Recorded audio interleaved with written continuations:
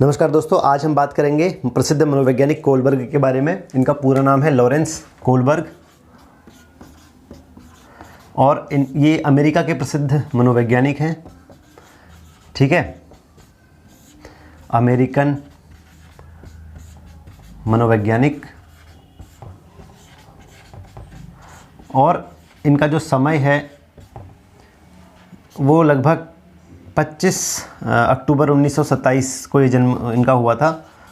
ठीक है, और इनका देहांत 19 जनवरी 1987 को हो गया था। कोलबर्ग जो हैं ये हार्वर्ड यूनिवर्सिटी में प्रोफेसर भी थे और इन्होंने 20 साल तक, लगभग 20 साल तक एक ख़ास तरह का प्रयोग किया था। एक साक्षात्कार इन्होंने लिया था, एक इंटरव्यू इन्होंने लिया था।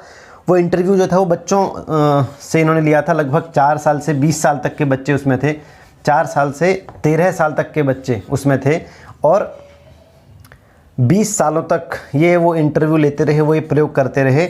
और 20 साल के बाद, उन प्रयोगों के बाद, उन इंटरव्यूज़ के बाद जो रिपोर्ट निकल कर आई, जो परिणाम मिला, उस परिणाम को ही बाद में नैतिक विकास के सिद्धांत के रूप में जाना गया।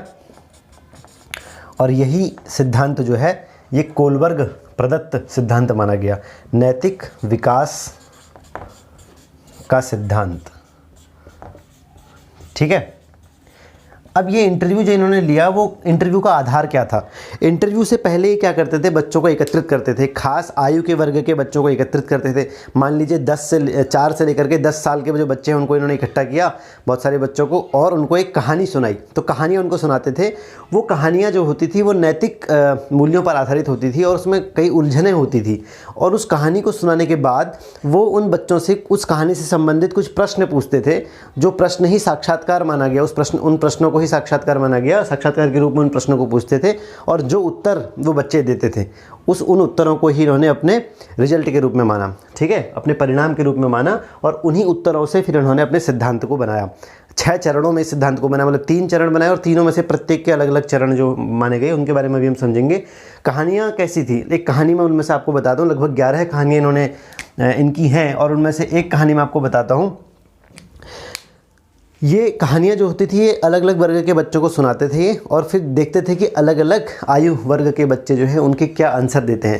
जैसे एक कहानी ये थी कि यूरोप की एक महिला थी और वो बहुत बीमार थी। ठीक है, और इतनी बीमार थी कि उसके बचने के आसार बिल्कुल ही कम थे, कि वो नहीं बच सकती थी। तो उसी शहर में किसी ने उस महिला को बताया कि इस शहर में एक दवाई ऐसी है जिससे तुम्हारा इलाज संभव हो सकता है। वो असल में दवाई नहीं थी, वो एक विशेष प्रकार का एक रेडियम था। ठीक है, और उसी शहर के एक फार्मासिस्ट था, उसने उसको बनाया था। ठीक है, अब उस फार्मासिस्ट ने ये सोचकर बनाया था कि ये दवाई जो मैंने बनाई है इससे मैं अपना जो है इसको बेचूंगा और बहुत अमीर बन जाऊंगा। ठीक है, और इसको मैं 10 गुने दाम पर बेचूंगा। तो जब उस महिला के पति को किसी ने बताया कि ये दवाई उसके पास मिलती है, तो वो पति तो पहले बहुत सारे अपने दोस्तों के पास गया, जिनको भी वो जानता था। उसने पैसे इकट्ठा किए और इतने पैसे इकट्ठा किए, और जब उन पैसों को लेकर जब वो उस व्यक्ति के पास पहुंचा, उस फार्मासिस्ट के पास पहुंचा, तो उसने कहा कि मुझे ये दवाई चाहिए, अगर आप इस दवाई को मुझे नहीं दोगे तो मेरी पत्नी जो है वो मर जाएगी, तो मुझे इस दवाई को दे दीजिए। ठीक है, कहानी है। और उस फार्मासिस्ट ने कहा कि मैं ये दवाई जो है, इस दवाई को बनाने में जो लागत आई है उससे 10 गुना ज़्यादा दाम पर दूंगा, क्योंकि इसी पर मेरे जीवन की आगे की योजनाएं टिकी हैं और इसी से मैं अमीर बनूंगा। उस व्यक्ति ने बहुत मिन्नतें की। ठीक है, उसके पति का नाम था हाइनेस। ठीक है, हाइनेस ने बहुत जो है मिन्नतें की उस व्यक्ति से कि मुझे दवाई दे दीजिए, नहीं तो मेरी पत्नी जो है वो मर जाएगी। और जब दवाई देने के बाद जब वो ठीक हो जाएगी, या जब धीरे धीरे जब मेरे पास पैसे होते रहेंगे तो मैं तुम्हें सारे पैसे चुकता कर दूंगा, लेकिन अभी मुझे दवाई दे दीजिए। लेकिन वो फार्मासिस्ट माना नहीं। जब वो नहीं माना तो उस महिला के पति को गुस्सा आ गया और उसने उसकी दुकान को तोड़ दिया और उस दवाई को लाकर अपनी पत्नी को पिला दिया। ठीक है, और उसकी पत्नी ठीक हो गई। प्रश्न क्या निकल कर आए? ठीक है, कहानी से क्या प्रश्न बने? और इस तरह के प्रश्न जब उन्होंने अलग अलग व्यक्तियों से पूछे, पहला प्रश्न तो ये था कि क्या हाइनेस को दवाई चुरा लेनी चाहिए थी? ठीक है, चुरा लेनी चाहिए थी। एक प्रश्न तो ये निकल कर आया। दूसरा प्रश्न ये था कि क्या चोरी करना सही बात है, ये सब नैतिक मूल्यों पर आधारित है। क्या चोरी करना सही है? ठीक है। तीसरा प्रश्न था कि क्या एक पति को अपनी पत्नी के लिए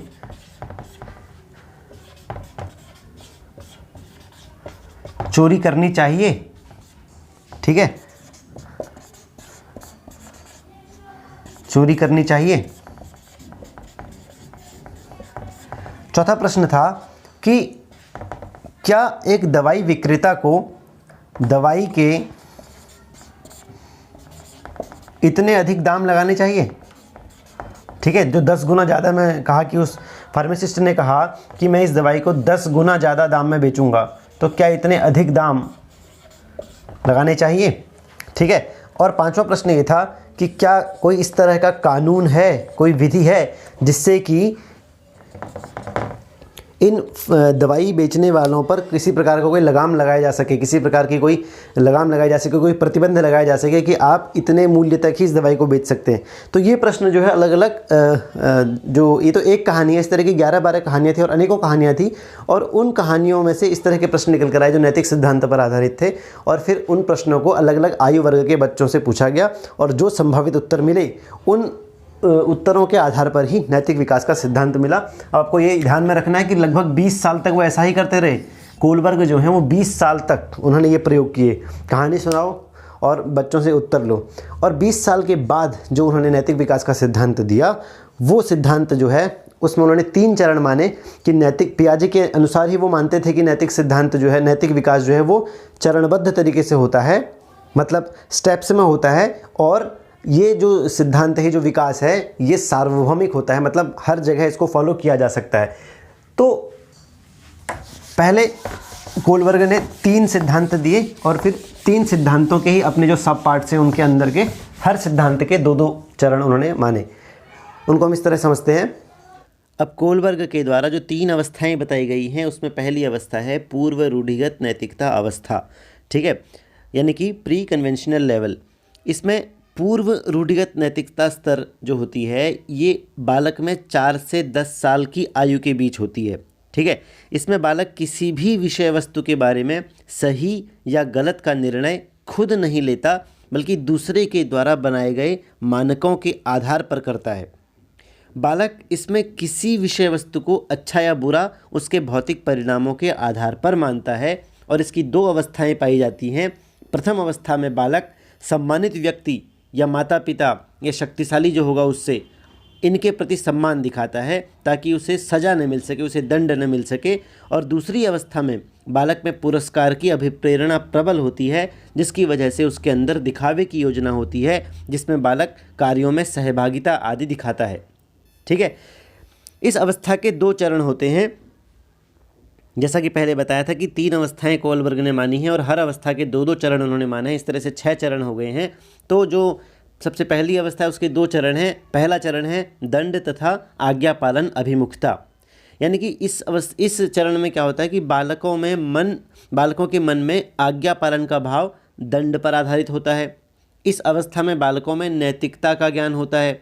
बालक स्वयं को परेशानियों से बचाना चाहता है, और कोलबर्ग का यह मानना है कि कोई बालक यदि स्वीकृत व्यवहार अपनाता है तो इसका कारण सिर्फ और सिर्फ एक ही है, दंड से, सजा से स्वयं को बचाना। ठीक है, और इसका जो दूसरा चरण है उसका नाम है आत्म अभिरुचि तथा प्रतिफल अभिमुखता, यानी कि इस अवस्था में बालकों का व्यवहार खुलकर सामने नहीं आता, वह अपनी रुचि को प्राथमिकता देता है, वह पुरस्कार पाने के लिए नियमों का पालन करता है। दूसरी अवस्था जो है उसका नाम है रूढ़िगत नैतिकता का स्तर। ठीक है, यानी कि conventional morality, level of conventional morality. रूढ़िगत नैतिकता का स्तर जो है बालक में 10 से 13 साल की उम्र में पाया जाता है। इसमें बालक कुछ ऐसा करता है जो समाज के नियमों के अनुकूल होता है और दूसरे की मदद के लिए उत्सुक होता है। इस अवस्था में बालक दूसरे व्यक्ति के नैतिक व्यवहारों को अपने व्यवहार में समाहित करता है। उस व्यवहार मानक के सही एवं गलत पक्ष का भी चिंतन के माध्यम से निर्णय करता है तथा उस पर अपनी सहमति बनाता है। और इस स्तर पर बालक जो है वो अपनी आवश्यकता के साथ साथ दूसरों की आवश्यकता का भी ध्यान रखता है। इसके भी 2 चरण हैं, यानी कि इसको हम तीसरा चरण और चौथा चरण कहेंगे, क्योंकि पहली अवस्था के 2 चरण हो गए। अब जो दूसरी अवस्था है उसके भी 2 चरण हैं। पहला चरण, इसका जो तीसरा चरण है, यानी कि पहला चरण है अधिकार संरक्षण अभिमुखता। इस अवस्था में बच्चे नियम एवं व्यवस्था के प्रति जागरूक होते हैं, बच्चे नियम एवं व्यवस्था के अनुपालन के प्रति जवाबदेह होते हैं। और जो इसका मतलब इस अवस्था का दूसरा चरण और सभी चरणों को मिलाकर चौथा चरण जो है इसका, वो है कि अच्छा लड़का या अच्छी लड़की, अर्थात इस अवस्था में बच्चों में एक दूसरे का सम्मान करने की भावना आती है। और एक दूसरे का सम्मान करने के लिए आपको अच्छा बनना पड़ेगा, ठीक है। तो दूसरे से भी सम्मान पाने की इच्छा इसमें जाहिर की जाती है, इसलिए अच्छा हूँ, मैं अच्छा लड़का हूँ, मैं अच्छी लड़की हूँ, इस तरह की भावना इनके अंतर्गत आती है, ठीक है। इसका जो तीसरा चरण है या तीसरा स्तर है वह है उत्तर रूढ़िगत नैतिकता का स्तर, यानी कि level of post conventional morality. इस अवस्था में बच्चों में नैतिक आचरण संपूर्ण रूप से आंतरिक नियंत्रण में होता है और यह नैतिकता का उच्च स्तर होता है। 13 साल से अधिक के बच्चों के लिए यह स्तर है। कोलबर्ग ने बताया है कि जैसे जैसे बालक परिपक्व होता जाता है वैसे वैसे उसके नैतिकता का स्तर भी बढ़ता चला जाता है। व्यक्ति नैतिकता के किसी भी चरण को छोड़कर आगे नहीं बढ़ सकता, प्रत्येक क्रम को उसे पार करना ही होता है, ठीक है। मतलब ऐसा नहीं कि आप पहले चरण से होकर न गुजरे हों या आप दूसरे चरण से होकर न गुजरे हों, आप सीधे तीसरे चरण में प्रवेश कर गए हों, ऐसा नहीं हो सकता। आपको प्रत्येक चरण से निकलकर जाना ही होता है। इसके अंतर्गत व्यस्त वस्तुओं को निर्धारित करके कार्य करना जो बालक है वो सीख जाता है, ठीक है। इस अवस्था के भी 2 चरण हैं, मतलब इस अवस्था के 2 चरण और सभी चरणों की बात करें तो उस हिसाब से 5वां चरण जो है वो है सामाजिक अनुबंध अभिमुखता, यानी कि इस अवस्था में बच्चे वही करते हैं जो उन्हें सही लगता है। 13 साल से ऊपर के बच्चे हैं, ठीक है। बच्चे यह भी सोचते हैं कि स्थापित नियमों में सुधार की आवश्यकता तो नहीं है, ठीक है, मतलब सुधार की आवश्यकता है या नहीं है ये भी वो सोचते हैं। जैसे कि एक व्यक्ति अपने बच्चे की जान बचाने के लिए दवा की चोरी यदि कर रहा है तो यहाँ पर बच्चे ये भी देखेंगे कि यहाँ पर जीवन बचाना महत्वपूर्ण था, यदि हाँ तो चोरी करना ठीक है, यदि नहीं तो वह सामाजिक नियमों के खिलाफ है, नैतिकता के खिलाफ है, ठीक है। छठा जो चरण है वो है कि सार्वभौमिक नैतिक सिद्धांत अभिमुखता। अब ये जो है कोलबर्ग के नैतिक सिद्धांतों की सबसे ऊंची और छठी अवस्था, मतलब सबसे ऊंची अवस्था है। इस अवस्था में व्यक्ति सार्वभौमिक मानवाधिकार पर आधारित नैतिक मानदंड बनाता है। जब भी कोई व्यक्ति अंतरात्मा की आवाज़ के द्वंद्व के बीच फंसा होता है तो वह व्यक्ति यह तर्क करता है कि अंतरात्मा की आवाज़ के साथ चलना चाहिए, चाहे वह निर्णय जोखिम से भरा ही क्यों न हो, ठीक है। इसलिए उसे कुछ भी करने से पहले अपनी भावनाओं के अलावा औरों की, दूसरों की ज़िंदगी के बारे में भी सोचना चाहिए था। ये जो है इस लेवल पर आकर जो है व्यक्ति ये सोचता है। तो इस तरह से जो है कोलबर्ग के जो 6 चरण हैं या तीन जो स्तर जो उन्होंने निर्धारित किए हैं उनके बारे में हमने जाना। अब कोलबर्ग के जो सिद्धांत हैं इनमें कई प्रकार की आलोचनाएं भी की गई हैं, ठीक है। जैसे एक आलोचना तो यह है कि कोलबर्ग के सिद्धांतों में नैतिक व्यवहार, मतलब नैतिक सोच और नैतिक व्यवहार, इनके बीच कोई फ़र्क नहीं बता रखा, ठीक है। और इनके बीच जो है बहुत बड़ा फ़र्क है। नैतिक सोच और नैतिक व्यवहार के बीच में फ़र्क कोलबर्ग के सिद्धांत में नहीं बता रखा है। या फिर हम ये कह सकते हैं कि कोलबर्ग के सिद्धांत जो हैं वो नैतिक सोच तक सीमित हैं और नैतिक व्यवहार के ऊपर उनमें चर्चा नहीं की गई है। जबकि नैतिक सोच के ऊपर यदि आप चर्चा कर रहे हैं तो उतना ही ज़रूरी हो जाता है कि आप नैतिक व्यवहार के बारे में भी बात करें, क्योंकि कई बार लोग ये दिखाते हैं कि उनकी सोच बहुत नैतिक है लेकिन उनका व्यवहार उसके ठीक विपरीत होता है, ठीक है। लोग कई बार ऐसा दिखाने का प्रयास करते हैं कि वो बहुत नैतिक हैं, लेकिन ये ज़रूरी नहीं है कि जो लोग नैतिक सोच का दिखावा करते हैं उनका व्यवहार भी नैतिक हो, ठीक है। इसलिए ज़रूरी हो जाता है कि नैतिक सोच के साथ साथ आप नैतिक व्यवहार का भी अध्ययन करें, ठीक है, समान रूप से इनका अध्ययन करें। जैसे कई नेता जो होते हैं उनके दावे जो होते हैं, ठीक है, जो मंच पर से वो दावे करते हैं वो नैतिक सोच पर आधारित होते हैं, लेकिन उनका व्यवहार जो होता है वो बिल्कुल इसके विपरीत होता है, ठीक है। तो नैतिक व्यवहार और नैतिक सोच में यही पता लग जाता है। कई बार कुछ लोग होते हैं उनको पता होता है कि जो कार्य हम कर रहे हैं वो अनैतिक है, लेकिन उसके बावजूद वे उस काम को करते हैं। जैसे चोर को पता होता है कि चोरी करना गलत काम है, लेकिन उसके बावजूद वो चोरी करता है। तो इसका मतलब नैतिक सोच में और नैतिक व्यवहार में फ़र्क होना जरूरी है, उस सिद्धांत पर बल देना जरूरी है। और कई बार कुछ लोग ऐसे भी होते हैं, मतलब एक बेंदूरा नाम के एक विद्वान हुए हैं, उन्होंने ये बताया है कि कुछ लोग ऐसे हैं जो अनैतिक कार्य करते हैं खुलेआम, ठीक है, अनैतिक कार्य करते हैं और उसको नैतिक दिखाने का प्रयास करते हैं, समाज की दृष्टि में उसको नैतिक सिद्ध करने का प्रयास करते हैं, जैसे कि धर्म के नाम पर या जिहाद के नाम पर आत्महत्या करना, ठीक है, फिदायीन हमला करना, या फिर जो गर्भपात विरोधी जो कार्यकर्ता हैं, जो संगठन हैं, वो गर्भपात कराने वाले किसी अस्पताल के ऊपर हमला कर देते हैं या उस किसी डॉक्टर को मार देते हैं, उसका खून कर देते हैं और उसको समाज की नज़र में सही सिद्ध करने का, नैतिक सिद्ध करने का प्रयास करते हैं।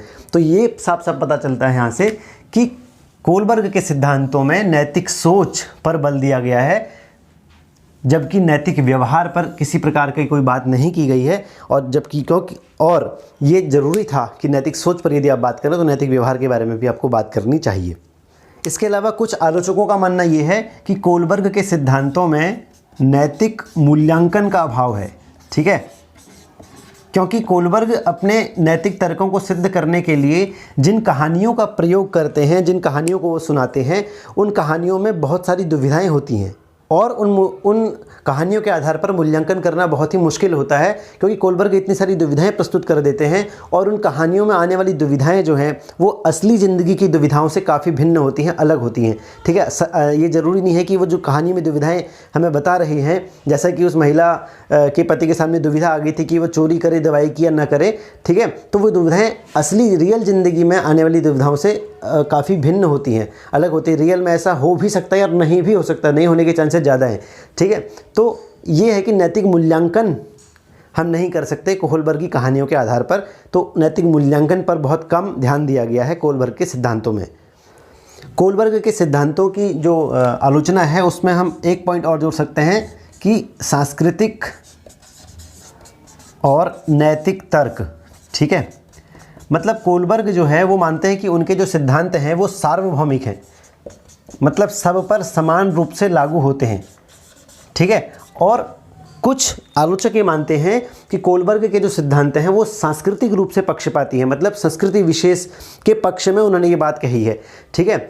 अब कोलबर्ग ने अब जो उनके सिद्धांत हैं 6 के 6 सिद्धांत, उन 6 सिद्धांतों में से लगभग 27 संस्कृतियों पर ये अध्ययन किया गया और लगभग 45 अध्ययन उन्होंने किए। 27 संस्कृतियों पर लगभग 45 अध्ययन उन्होंने किए और ये पाया कि इन 45 के 45 अध्ययनों में उन्होंने ये पाया कि कोलबर्ग के 6 सिद्धांतों में से 4 सिद्धांत तो सब पर लागू हो रहे हैं।